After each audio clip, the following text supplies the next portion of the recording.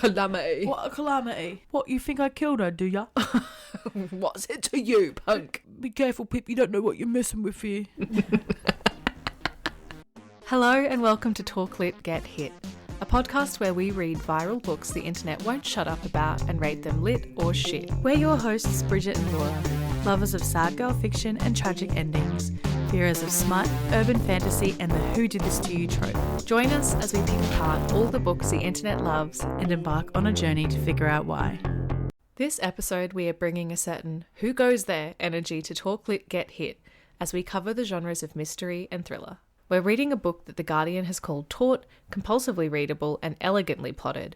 For the month of October, we are plotting and planning and reading A Good Girl's Guide to Murder by Holly Jackson. Bridget, hello, hello. Hello, hello. Spooky month, October. Ooh, 3 spooky. Wow. My favourite joke. What are you going to dress up as for Halloween? The rental crisis. What about you? I'm going to dress up as a ghost. Oh, nice. I always try to catalogue good Halloween costume ideas throughout the year and then remember that I never dress up for Halloween, so what's the point? Literally have never been to a Halloween party.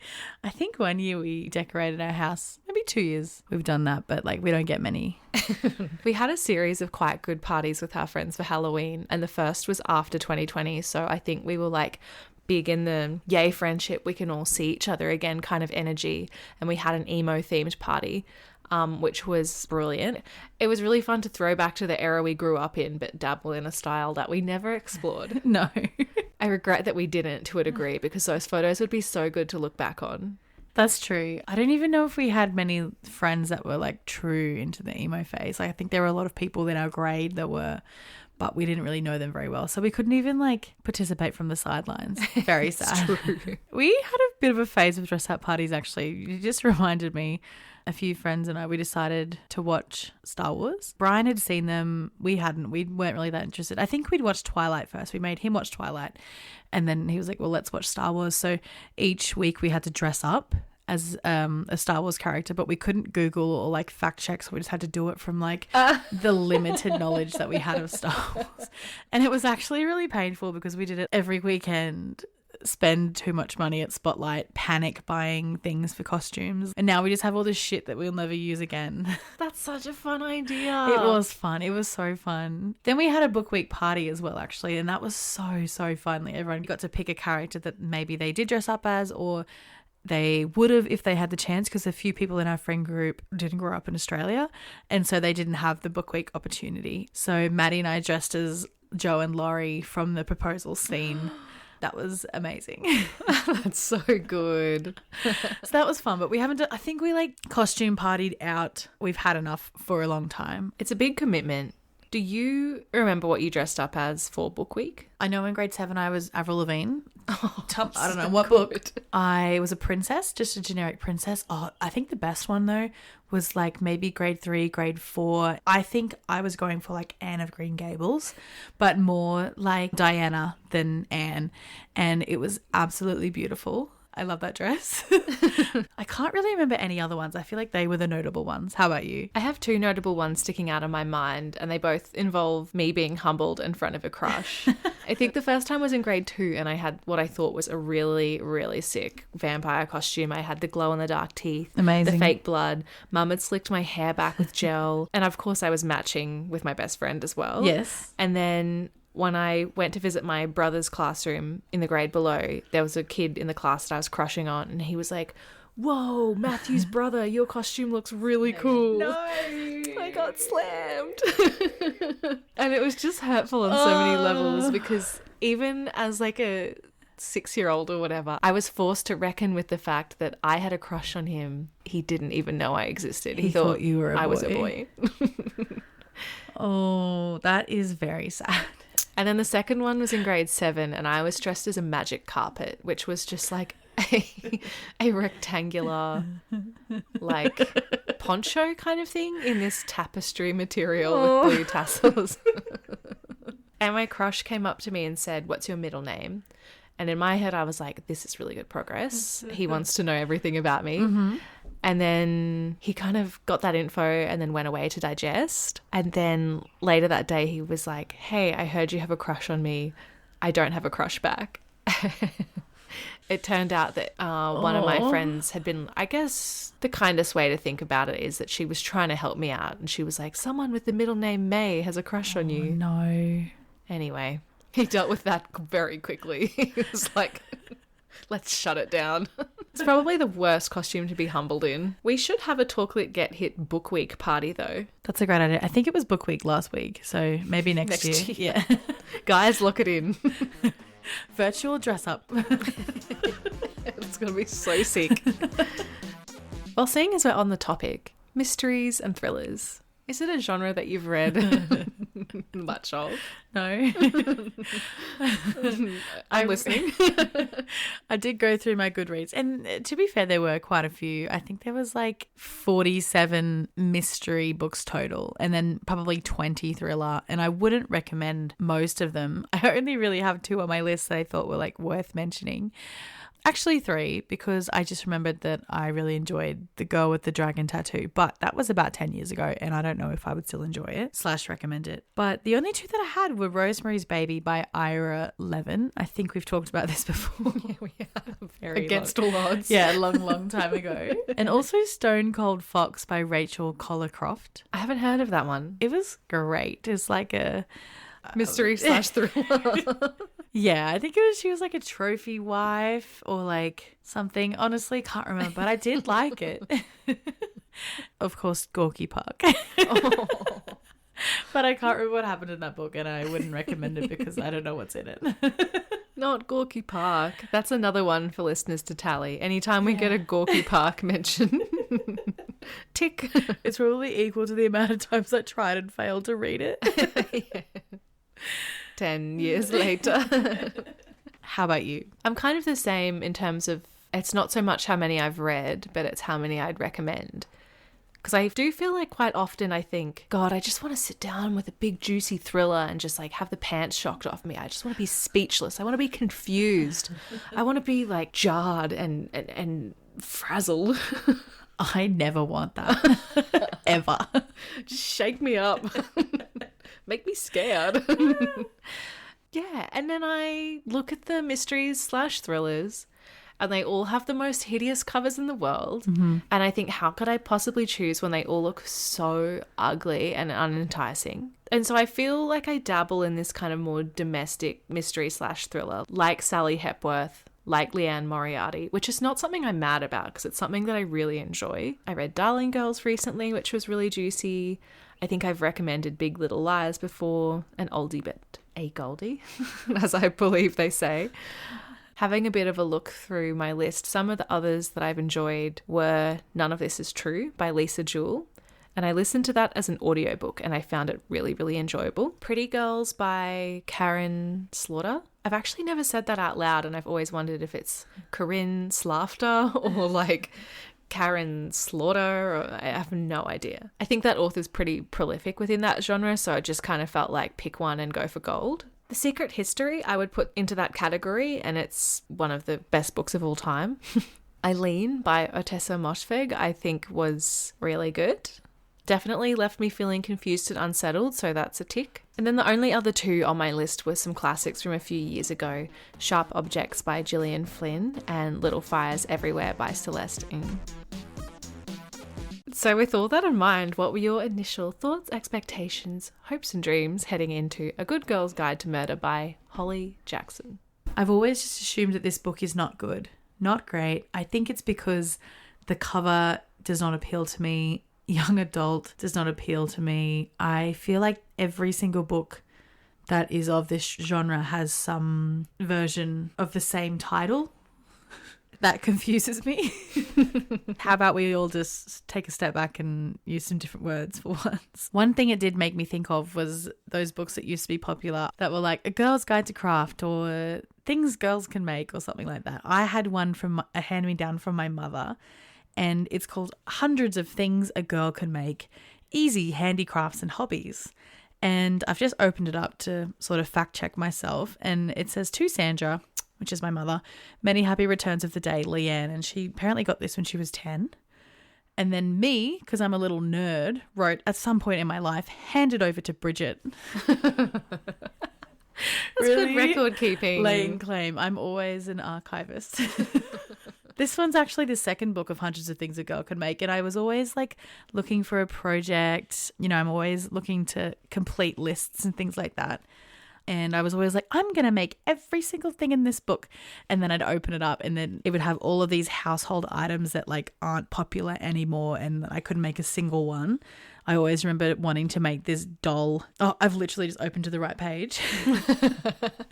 The clothes peg family. Have you ever tried to make funny people out of clothes pegs? We mean, of course, the pegs with the long legs of plain wood, not the ones with the metal springs. You'd be like 6 years old, whistling your little heart out. Give me wooden pegs. I need wood. So sadly, I never ever made a single thing in this book. I know. Here's another one, an odds and ends doll. Didn't have any odds and ends. Sounds familiar. I think maybe we had this, but without the dust cover. Tea cozy doll. There's lots of like really quaint things in here. There's some cookery, rug designing, a doll's coat. Very cute. Also very like high hopes for me, thinking that I would be able to do any of these. To this day. Yeah. Quite optimistic. Less skills now, I think. There are more books in this series. Hundreds of Things a Boy Can Make and Harmless Scientific Experiments for Boys. Do they have another one that's like extremely environmentally damaging projects for boys to undertake? Girl's Guide to Fracking. A good girl's guide to burning ants. So, okay, you had some pretty skewed expectations heading into this book. When do I not, honestly? Yeah. To be fair, almost always. Yeah.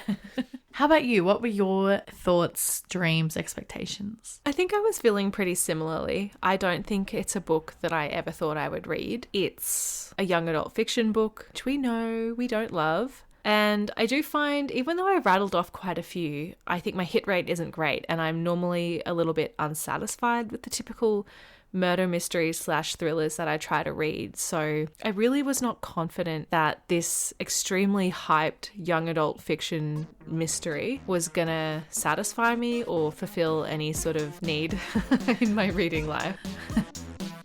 This episode of our podcast contains detailed discussions and spoilers for A Good Girl's Guide to Murder by Holly Jackson. If you haven't finished the book yet and want to avoid spoilers, we recommend coming back to this episode once you're done. In this episode, we also discuss themes of murder and violence, rape and sexual violence, drug use and abuse, predatory behaviour, and racism. 5 years ago, schoolgirl Andy Bell was murdered by Sal Singh. The police know he did it. Everyone in town knows he did it. But having grown up in the same small town that was consumed by the murder, Pippa Fitzamobi isn't so sure. When she chooses the case as the topic for her final year project, she starts to uncover secrets that someone in town desperately wants to stay hidden. If the real killer is still out there, how far will they go to keep Pip from the truth? Okay, now that we've read the book, Laura, how did you feel about A Good Girl's Guide to Murder by Holly Jackson? I don't know. I have conflicted feelings. I think, would I recommend this book? Probably not. But at the same time, did I enjoy reading it? I would say definitely yes. And I don't really know where that puts me. Yeah, I'm just struggling to figure out how I feel about it. I don't know. I think I liked it. I liked it. I was keeping my young adult blinkers on. And I was trying to ignore those aspects. I was trying to ignore the personalities of the family and Pip herself. And I was enjoying the book until around the halfway mark when she and Ravi went into the drug dealer's house. I was really enjoying it up till then. Then I got sick and I didn't read it for a while. And then I got a message from you that said that you thought I should try to listen to the audiobook at least just a little bit. And Sorry. And I was about 180th in the line at the library. So I bought it on Libro. And that really took all enjoyment out of the book for me because the narration was probably the most irritating thing I have ever had the displeasure of listening to. The way that Pip, Cara and her father spoke were especially heinous. And Max can also get an honourable mention here as well because, so unfortunately that sort of ruined it for me. So thank you for telling me to do that, because I was having a great time up until that point. Was that your intention? Well, I really wanted to talk about how much it was shitting me, so I didn't realise it was going to drag you down like that. It really dragged me down. I wouldn't say I did it with malice in my heart, but I was hoping you could commiserate. Oh, it's horrific. It was so good until I listened. Everything I chose to ignore was just shoved right back in my face. It was like a dog that isn't wanting to eat like the tablet hidden in the ham, and then I just got shoved in my mouth with one of those long syringes. Sorry. Oh man, I would love to talk about it at length and impersonate it at length, so I'm sure we'll get there, but Yeah. Oh man, it's good to have mixed media. Yeah, it's great. It's so great to have mixed media. You don't have to say it like that, Bridget. Well, maybe we could start by talking very, very briefly about Holly Jackson herself. So, A Good Girl's Guide to Murder is her debut novel.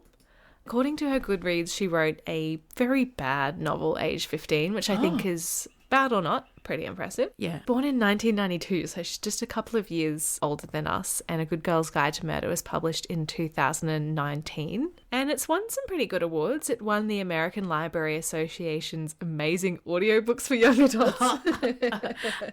Actually, I object. The Goodreads Choice Award nominee for young adult fiction. But it was also the British Book Awards Children's Fiction Book Winner of the Year. From the hype around this book and the fact that there's like a TV show and everything, and the fact that it's rated so highly on Goodreads, I did actually expect it to have sort of more prestigious awards attached to it. Like, still a big deal, still very cool. But I wasn't expecting it to be like Goodreads Choice Award nominee type award that we were seeing associated with like 50 Shades of Grey. Yeah. Apart from that, I didn't find out that much more about Holly Jackson, did you? No, I was having a stalk of her Instagram and her TikTok, and I didn't find anything too offensive there. Like, painfully millennial. But that's okay. Like, you know, we all... Aren't we all? We all have our journeys. There was one really funny TikTok where she went snowboarding and she was doing a really bad job of it. She was like, yeah, I played SSX Tricky as a child. So that sort of warmed me to her after the disappointment of the audiobook. So I'm back on her side now. If it's any comfort, the audiobook isn't her narrating it. It's not just one person solely responsible for what we're hearing as well. Yes, but it is just one person responsible for the ones that I don't like. So I think... It's hard to tell at times. Yes. So you were saying you were initially quite enjoying your reading experience. Do you remember what you were enjoying about it? I think it was something that I think a lot of the YA books that I have enjoyed in the past have in common. I think I just found it really easy to read. I was reading it quite quickly. Like, I think in 2 sittings, I had made it to like halfway through the book. It didn't feel like a taxing read. It wasn't a chore. Bits were funny. Like, it was funny. How about you? I think to start with, I was enjoying the overall vibe. Have you watched Pretty Little Liars? No. Because that's what it was sort of reminding me of. But it was just a bit less saucy. And so I think it started off filling a hole that I didn't know I needed filled. I watched like 3 or 4 seasons of Pretty Little Liars 7 years ago when I had my wisdom teeth removed. And so I was pretty happy with that. I was also happy that it was set in the UK. I had just assumed it was set in America. I think I just sort of had thought like precocious teenagers and murder. That's like a very American kind of duo. To paint with really broad strokes. I have been thinking of saying this a lot lately, but I'm really sorry to all the American listeners. Like, we have a lot of American listeners, and I'm really sorry. We just constantly slander you. It's not you guys. It's the other ones. Sorry for party rocking. I feel bad every time, but even I can't stop. I agree that it was really quick to get through. And I'm annoyed, probably the same as you, that I did spend so much time listening to the audiobook because it's faster to read. And I'll just come right out and say it, but I actually hated the format. I hated it so much. At the time of recording, I am 28 days away from being married. And overall, I found the process of planning a wedding to be super fun. But as we get to this tail end, it's lots of like writing lists and like going about your day and then going, oh, matches, we'll need matches. Or like blister band-aids, and just like dumb stuff is popping into my head, and I'm sick of it. I'm sick of it being there. I can't wait to realize my full potential once these like endless lists on lists on lists and stuff are not taking up brain space. And so when I was reading this, I was planning the wedding, and we were also getting ready for a camping trip with our friends. Work was quite busy, and I had started to catastrophize. I had started thinking about like, oh God, what if our lease doesn't get renewed? We were trying to record 2 episodes this session, and we were also starting to think about what the rest of our year would look like. I was feeling pretty unorganized and overwhelmed myself. And then at the same time as experiencing this in my life, we're reading this book, which for a large chunk of it takes the format of just brain dumps from this girl just being like, OMG, new list, wait, hang on a second. So crazy, I think I'll type this. Another list. Holy pepperoni. Holy pepperoni. And I had such a strong reaction. I was like, piss off. Just piss off with your lists. Just keep it to yourself. Formulate the thought. Then come back and just give us one list. Give us a hypothesis, please. I can't see you work through this. And by work through this, you mean accuse 17 different people and then have a lucky guess at the end. All that said, though, I did kind of like that. She was like, I'm working on vibes and random guesses alone. I'm so smart, but nothing I ever say is backed up with any evidence. Oh, so I do have to say, like in my notes, I have a note that says, I can admit I'm not fun and I don't like this style of book at all. But same as you, I was trying to put my YA blinkers on. Would I have liked it as a kid? Probably. I don't know if I would have liked it as a kid because I found Pip to be irresponsible and unsafe. She's constantly putting herself in unsafe positions. And even as a teenager, younger than however old Pip is meant to be, I would have been like, can you not walk into a drug dealer's house and just be like, hey, I took photos of you? This is so stupid. So I don't think I would have liked it as a teenager. I think I would have been more offended by it. I would have had no thoughts. I would have been like, yeah, I'm sick of adults telling us what we can and can't do. No, I'm square. How did you feel the format of the book translated to an audiobook, like with all of the little interview memos and the journals and like the change between first person and third person narration? I thought at times it was a bit hard to understand what they were saying. In the voice memo sort of brain dumps, it was very crackly, and I don't know, sometimes I was like, what? Just speak up, love. I can't hear what you're saying. Like, felt like this old woman. I'm so relieved to hear you say that, because same. Otherwise, I did enjoy like hearing the voice memo beeps and, you know, like newsroom sounds, maybe like police room. I don't know. I thought they were good, but I'm not really a big fan of like dramatized audiobooks anyway. I sort of just prefer just more of a straightforward original production. Yeah. Just read the book. Respect the text. Yeah. Yeah, I wanted to enjoy it because it made me feel really unfun and old to just not be able to get behind it. But I did find it kind of hard to listen to and a little bit distracting. And I just had to own it wasn't for me. Overall, like, it wasn't much of a hindrance. Like, reading the book was way better than listening to the audiobook. I agree. But even then, I was like, this text is kind of small. The contrast isn't that high. I'm only 30. I saw a Goodreads review from Charlie, Charly. From the moment she said holy pepperoni, I realised I was too old to be reading this book. 1 star, and there's 1 tag, and it is pain. Well, it sounds like you have some pretty strong feelings about Pip, so would you like to take the lead on a little discussion about our protagonist? She's like Rory Gilmore, but like all of her worst traits. There's none of the cuteness of like Chilton Rory. You know, it's a teenager who thinks she can do whatever she wants with no consequences, and then is like shocked when there's consequences. She doesn't admit defeat or ask for help when she so obviously needs help. I mean, personally, I think it's an irresponsible role model for children. Like, you know, I get that she's responsible and the parents trust her and blah, blah, blah. But I don't know. I just feel like she just made so many bad choices, but never learnt from them. Like, she would, you know, manipulate somebody to get some information, feel bad about it, but then do it again without a second thought. You know, she'd call someone using her actual phone, afterwards think, maybe I shouldn't have done that, but then she does it again.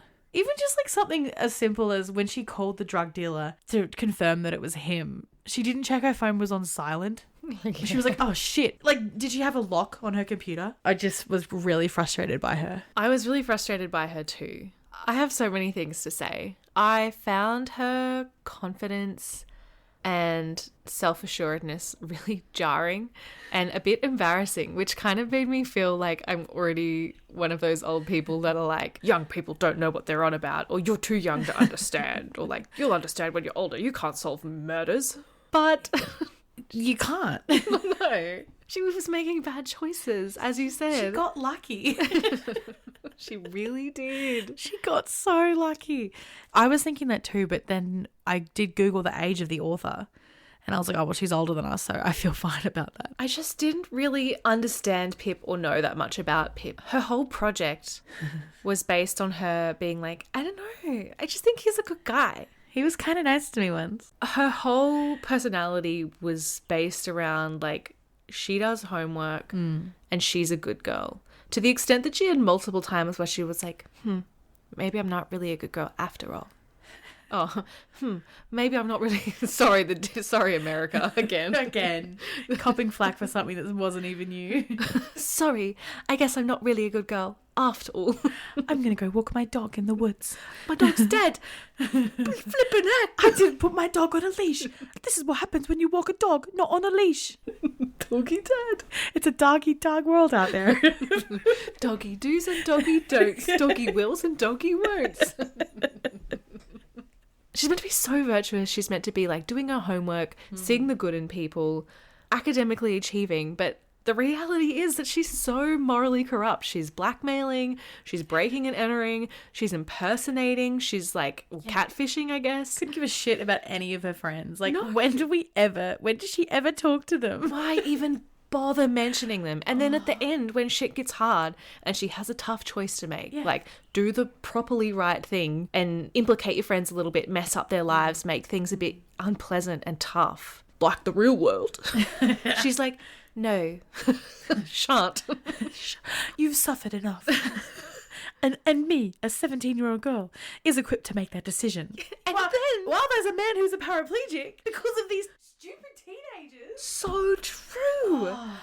And then she keeps doing the freaking like Serena Vanderwoods and like, I have to go kind of thing. Because like she starts this murder investigation being like, I want to prove that Sal didn't murder Andy.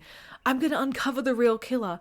What does she think that means? Because the second shit starts getting real, she's like, I never knew. I didn't expect this. I didn't think this would happen. I can't deal with this. I just can't. I need a break. And like, granted, yeah, she's a child. And maybe she didn't actually think she was going to solve it. And look, I did have to keep saying to myself, she is a child. This is a book written for children. But this EPQ is meant to be like a 5,000 word dissertation.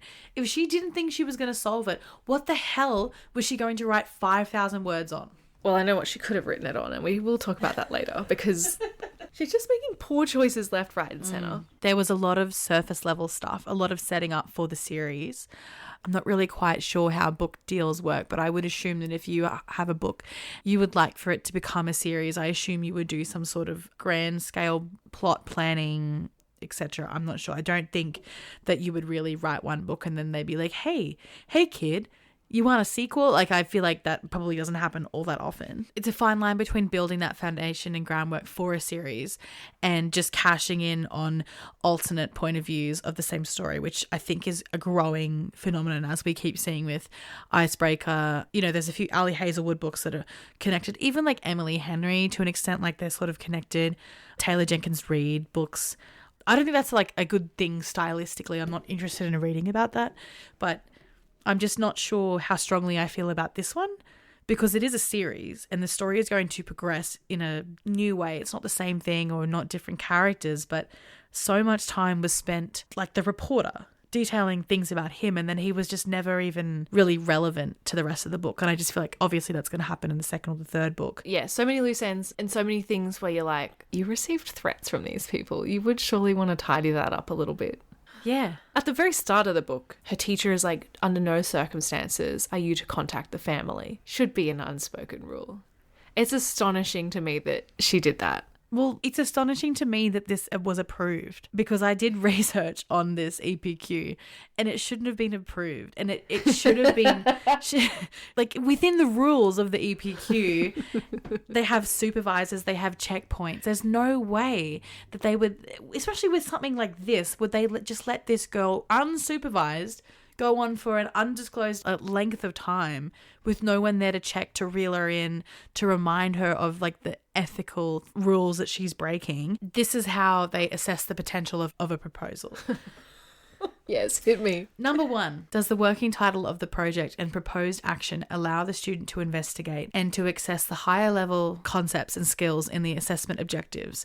Plan, research, analyze, evaluate, and explain, rather than simply describe and narrate? I would say no, it doesn't, because all she's doing is going to have conversations and then describing them. Number 2, are the working title and proposed action clear and focus on an issue which can be managed within the timescale, available resources, and word total? No. Once again, you don't have any DNA testing. You don't have any evidence. You don't have access to the families, because having access to them would be unethical. Number 3, does the working title and proposed action indicate that the student will be capable of investigating and researching the topic or carrying out the activity or task independently, safely, and ethically? No, no, no. She's a child. It's unsafe. It's unethical. Number 4, is there a danger that the student will be unable to approach the project impartially and in a balanced way? She's lost her damn mind. She's obsessed with Sal. She's part of the community. That is not unbiased. That is not impartial. And number 5, is the student likely to face difficulties understanding the concepts associated with the project topic? Yes, somebody was killed. Somebody killed themselves. This is not appropriate for a school assessment. There is no way this would have been approved. But he was a nice boy. I don't think he would have done it. There is no way. And so then with the reviews, after it was approved, this is what should have happened. I should have met with the student to review initial ideas. They should have agreed on the title and proposal and complete the supervisor sections in the production log. And then they have to meet with the student for regular reviews, including at least a meeting, a planning review, a midterm review, and a project product review. None of those things happened. If any teacher saw that production log or whatever she called it, pull the plug immediately. And it was stressing me out because she didn't even really have a cover story. I think like the only cover she gave to someone at some point was like something to do with like the media's role in reporting on the murder investigation. Yes. Which I think is actually what she should have done. Because like the character of Sal and the character of Ravi, or their family, they're Indian, it's mentioned in passing. It's mentioned by the reporter. And also when she's like, let's break into this house. And he's like, actually, I probably can't do that. Yeah. Because I'm a brown kid. And that is an interesting story. That is an interesting story about a brown kid being framed for the murder of his white girlfriend that was like put on this podium. Like we uncovered that she's like a truly terrible seeming person, although I would like to know more about her. And that is your EPQ, like the role of like racism in crime reporting or racism in the media, racism in like small town England, I don't know, whatever you want to call it. That is a predominant theme and issue in this story that's like not really explored at all. 100%. And there's no reason why in doing that as her EPQ would not have led her to the same realization. Like she could have used that as a cover story. She had no cover. She did nothing. It's ridiculous. Absolutely ridiculous. This is a review from Franzi from April 16, 2021 on Goodreads. And they gave this book a 1-star review. And they said, genuinely asking myself why I read this. This book had it all. Bad writing, a completely unrealistic plot, white savior trope. I'm not like other girls, and probably the most annoying main character I have ever read about. For some reason, this teenager is allowed to start a massive murder investigation where every possible witness tells her everything without her having to work for it. And of course, she ends up doing what the police couldn't. The whole premise was just so unrealistic and unbelievable that I was annoyed from the very first page. The mystery itself was also barely a mystery at all. The pacing was off, things made no sense, and everything was terribly convenient. Pip kept making random decisions until she finally guessed the right person. Pip had no personality traits aside from her constant need to save everyone because she was such a good person and better than everyone else, which the reader was reminded of every second page. It never explained why any of these people talk to Pip and basically tell her their entire life stories, or even why she cares enough to launch this entire investigation. Her character has no development. At the end of the novel, she's still exactly as annoying as she was in the very first page. Which is so true. It's so true. I think that's why I'm struggling to figure out how I feel about it, because I think as I went through these things, although they were popping into my mind, it wasn't like stopping me from reading the book. And it honestly wasn't really even stopping me from enjoying the book.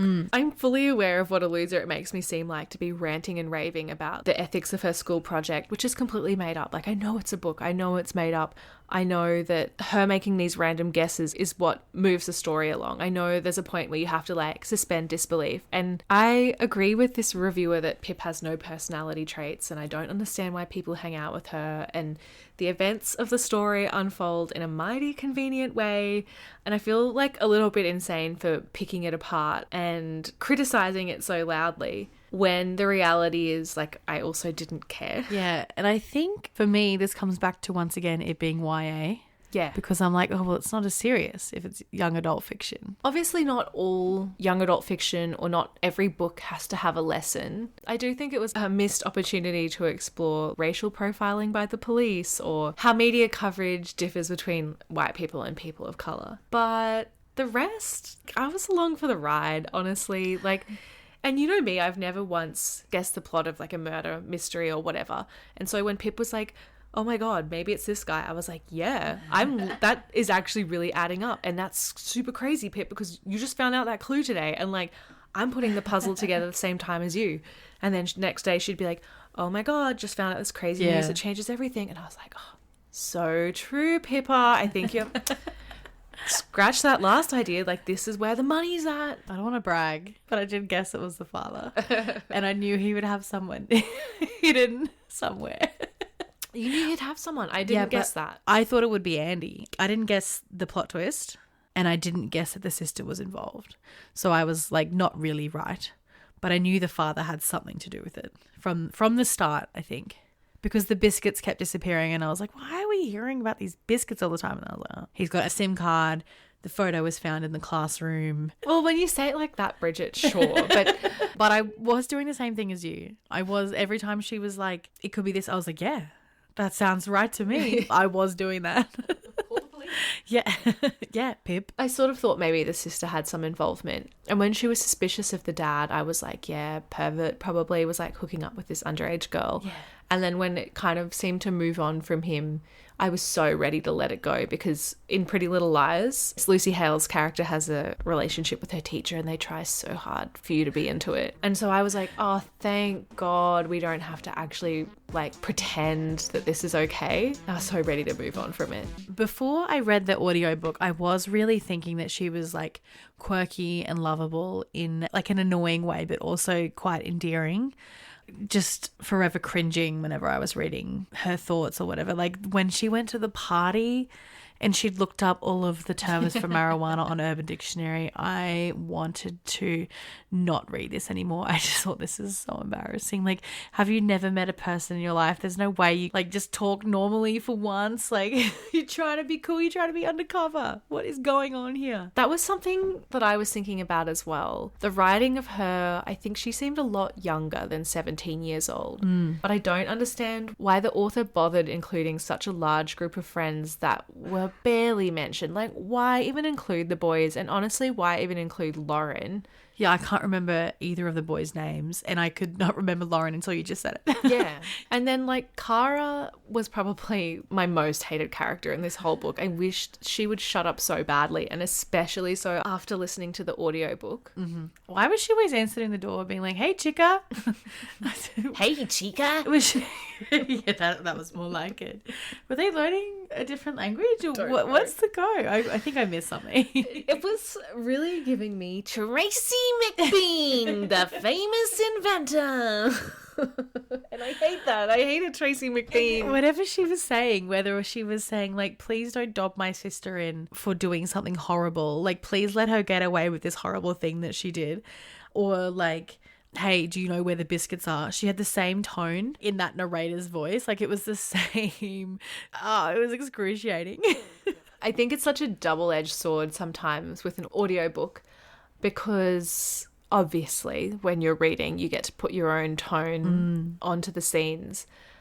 And I think sometimes I've gained a lot from listening to an audiobook, and I've found that it's really like enriched a story that I wasn't really so much enjoying reading. But I think even with that scene where she was listing the different names for marijuana, I feel like that could have been delivered in maybe a bit more of a like an alien, like Aubrey Plaza, like how do you do fellow children kind of vibe. But it was so earnest, which I know people love. I crawled out of my skin when I was reading it. She was funny. It's not like she didn't know how to make a joke or she didn't know how to banter with people. Like it was just whenever it seemed important, she lost that ability, and maybe she was nervous. But if she's so precocious and she's so all-knowing and smart, I think that she should have been able to like code switch a bit better than what she did. Her first conversation with Ravi was excruciating. Yes. Jiffy. Do you know that means 100th of a second? She goes to see him right after she signs the form saying that she will not contact any of the victims and whoever people involved, their family. She goes to visit the family. Hi, Ravi, she said. You don't know me. I'm Pippa Fitzimoby. I was a couple of years below you at school before you left. Okay. I was just wondering if I could borrow a jiffy of your time. Well, not a jiffy. Did you know a jiffy is actually an actual measurement of time? It's 1/100th of a second, so maybe you can spare a few sequential jiffies. Oh, God.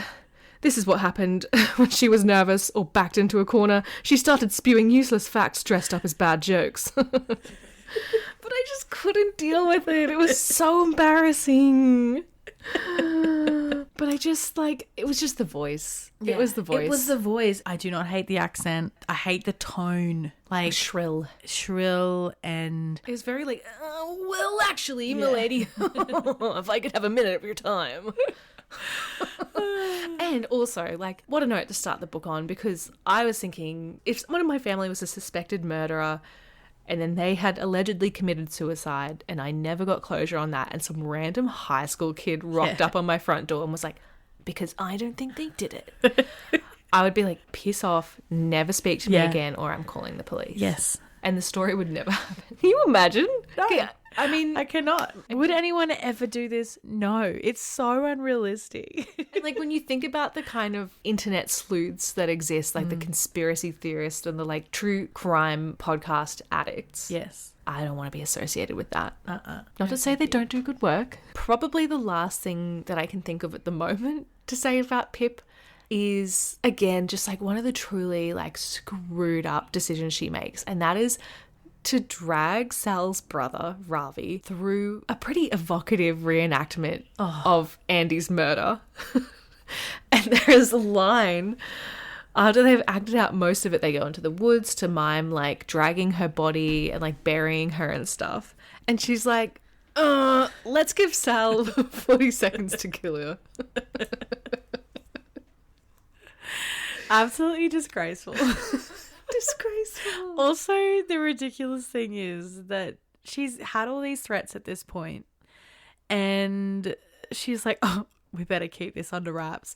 Let's traipse around town doing the exact same thing that everybody knows happened 6 years ago when your brother killed that girl. Let's go do that right now. It's chill. In my recognizable blue bug car, because of course she's got a blue bug car. Like, what a surprise. I don't really have much to say about Ravi, mainly because I think he was sort of flat, two-dimensional. I don't really know much about him. I hate to be the person, again, who doesn't like the female main character. And when it comes to the male, I'm like, yeah, whatever, he was fine. But I think I liked him. I got them together. I thought they were a good pair. What did you think? I liked him well enough until they got together. And then I was a bit freaked out. Yeah. Because I think in the book, she's 17 and he is 20. She's very young. She seems so juvenile. Mm-hmm. A young 17. And 17 is just young. Just made me think, why? Also, they put a bit of time in between. Was it 3 months or something? So I feel like maybe that was, and I've had my birthday. I'm 18. But like she could have just made her 18. Yeah. It would have been less weird. He could have been like a year older than her. Exactly. Why did he have to be that much older? It was strange. It just comes back to that thing of like, why are you an adult man dating someone in school? I cannot even imagine how boring that would be. For someone who is out of school to have to hang around with someone who is still in school. Like, you've passed that in your life. You've moved on. You don't have to hear about that anymore. Can you imagine like coming home from your job and then you're like hearing, oh yeah, no, because like, so legit, like what happened was like Sarah and I were like, okay, I'll save you a seat like in science, and like we'll sit together in science, like we were going to be a group, and like we'd organize for like the 5 of us to be a group. And then Ashley was legit like, okay, so like I paired up with Sarah Michelle, and then Sarah Michelle was like giving me this look like, what a bitch. And I was like, what the fuck? Mr. Fitzsimmons was like, girls, can you focus on the work? And we were like, sir, we're actually just trying to sort out something really important right now. It just like really annoyed me. Your brain would melt. That would shit me. And he has a real job. Like, he works at a pub. You know, he doesn't think that's his forever job, blah, blah, blah. But still, he's an adult. And like, you know, these kids are going to these parties, these stupid house parties that they've given a stupid name to. Calamities. He's a real man who has a real ability to buy alcohol. Why would he want to be hanging around 17-year-olds who would be running for the bushes every time a police car would come near them? It would not be a fun thing for him. I get he has no other friends because his brother is this alleged murderer, but still. I really liked them as a duo. I thought they were a good detective pair. I really liked that she was the driver of their relationship. She was the one taking action, the one getting stuff done. He was just there for support and good vibes. I liked the dynamic. And I thought as it progressed, like, oh, I think I'm getting kind of like a crush, romantic vibes between these two. I don't know. I was just really shocked when he kissed her at the end. All we get is like, he kissed me. It was nice. I've been enjoying his kisses or something. 2 things when I searched A Good Girl's Guide to Murder that made me think was, is A Good Girl's Guide to Murder spicy? And throughout the book, I was like, God, I hope not. The further in we got, the more I was like, please, God, no, I don't. I can't read that, please. So I was very relieved there. But another thing when I was putting together some research for the show was when I typed in Ravi, it was like Ravi and Pippa age gap. And so I feel like it's telling that it's a thing that clearly quite a few people have been like questioning. Yeah. Apart from that, I would say the only other character I truly hated was Pip's little brother. Yep. Once again, we're hating on a kid. Don't want to hear anything about it. I'm fully aware of it. Stop putting kids in books. Oh, he was so annoying. And you're so right. Like, the dad was a good time until you listened to the audiobook. I really wanted to love him, this like loud stomping man who's a lawyer, and like he's so cool, but the stupid things he said and the stupid way the narrator said he said it. All I can think is like, hello, Pippo! Shut it, please. Oh, God, we don't want to hear it. My Pipsicle, you were too clever to recycle a joke. Pickle. Even when she was like, at the end, she'd just been roofied. She had just run through the woods and she was strangled. He was still like, pickle. Shut it. 2 things really freaked me out about this book. So, as is known, I don't like thrillers or scary things. I watched The Blair Witch Project at a sleepover in grade 7, and that was the time that I knew that this was not the life I was going to lead, because I was very scared. It's a scary movie, to be fair. In the last few years, for some reason, Maddie and I watched Silence of the Lambs, and I was so scared. Halfway through, I decided that I would have to manage myself, and I just Googled what happened, and I read the synopsis, and then I could watch the rest of the movie without being worried about what was going to happen and like my reaction to it. There's no reason for me to be scared by these fake things, but I was very scared. Last night when I was reading this, I was getting scared. Before the dog was kidnapped, just before then, I was considering Googling what happens. I got scared by the camping when the person was watching them in the trees. I got scared by the threatening notes. I was like, you need to calm down, Pippa. Get out of here. This is so unsafe. It was freaking me out. And I didn't want to read it. I didn't want to read the rest of it. So I was like, if I just Google it, then I will know what happens. Then I can just read it. I can rest easy. When the dog was kidnapped, then I sort of got over that a bit, because I was like, oh, well, it's just, it's a dog. Like, very sad, but a person's not dying. Oh, tell that to the reviewers. It popped up a lot. Yeah. I mean, it was sad. I was like, oh my God, when I read it, and I did feel sad for the poor little Barney, but I wasn't really scared after that. The second thing that really freaked me out was Andy has the same last name as me, and her father's name is Jason, and my father's name is Jason. And so every time they were like, Jason Bell killed his daughter, I'm like, oh, Dad, what did you do? Papa? It was really unsettling. I didn't even think about that. I do feel like I was sufficiently sucked in by the mystery. It's like, again, can't really complain. It was on my level. I was satisfied. Yeah. I took some stabs. I got like maybe 10% right. I enjoyed the journey. I do think I like a mystery where it's like, okay, you not only solve the major crime, but you uncover some other shit along the way. Like, I enjoyed the hit and run. I enjoyed Max Hastings' subplot, which I did call. I was like, this guy's roofing people. He's got it written all over his smarmy little face. I think you spoke briefly about the calamity parties before, but that embarrassed me so much. When he was so impressed that he was like, oh, cool, I got a legacy.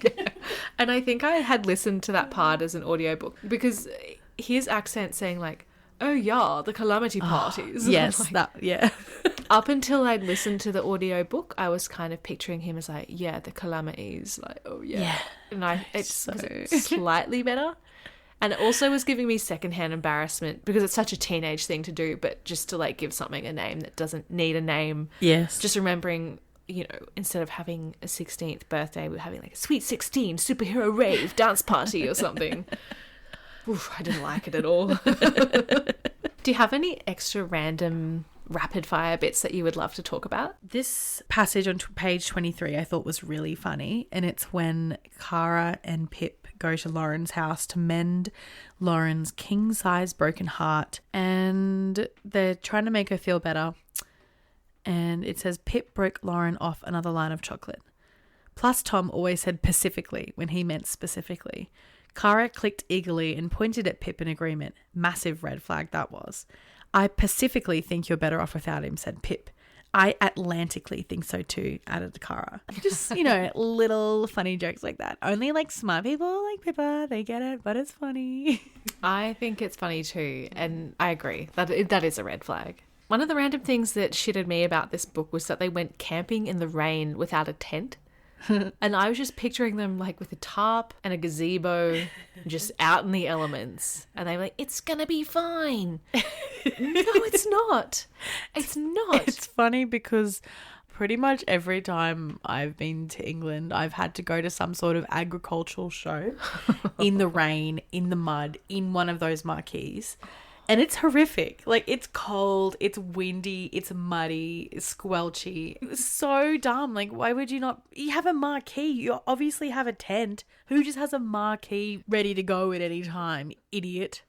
God. It pissed me off. It didn't make any sense. It was so dumb. The floor would be, like, the ground would be sopping. And cold. Stupid children. And I don't know why they stayed there after that person was watching them in the woods. I know. Get out of there. You will die. Even if you're drunk, walk. call somebody. Yeah. Absolutely ridiculous. Insane. Another thing that I took a little gamble with was going on the websites that she included in her citations. And I have to say it was a bold move because they were pretty dodgy, like, you know, unpurchased domains, like pretty weird links. And that pissed me off as well because at some point in the book she was bragging about how her referencing is so good. Didn't she learn how to do it in kindergarten? Is that what she said? Something like that? Something outrageous like that. And I just was like, well, hang on a second, Pip, because all you've done is chuck a link in your footnotes and that's all well and good, but actually the reader doesn't have all the information they need to get back to that source. They don't know who wrote it. They know where it came from, but that link doesn't work anymore. They don't know when you found it. They don't know what it's called. They don't know anything they need. And so I just think, like, if you're so smart, Pip, Yeah. sort it out. Yeah. Do your referencing properly, please. Because she did say something at the start. Note to self, do referencing now so it doesn't become a big chore later on. I mean, good advice. That It is great advice. But you didn't do it. Words to live by. Yeah, now look what's happened, Pip. Thanks for nothing. You have to go fix the whole book.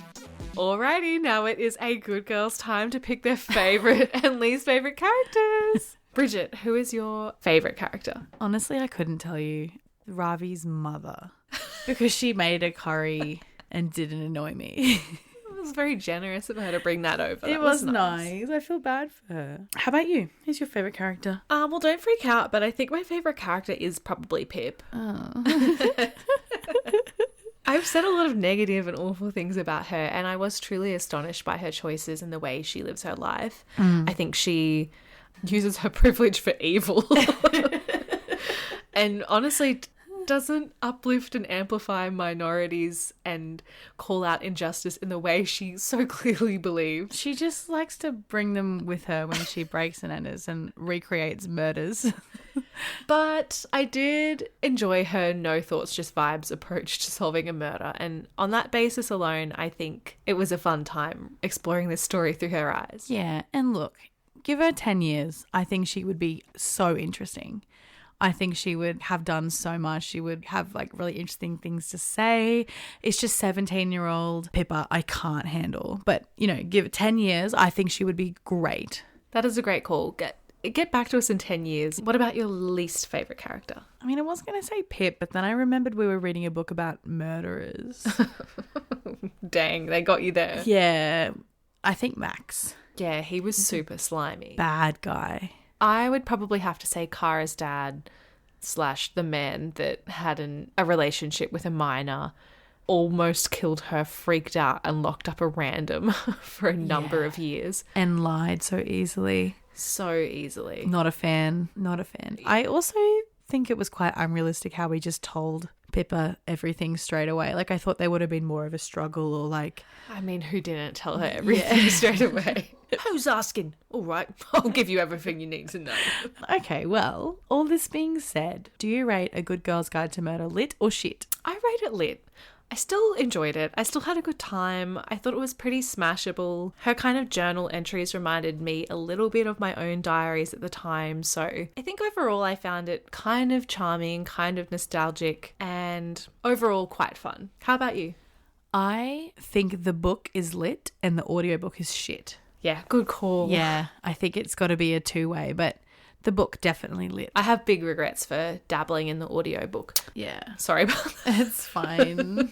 I'm supporting the Avid Reader bookshop in Brisbane.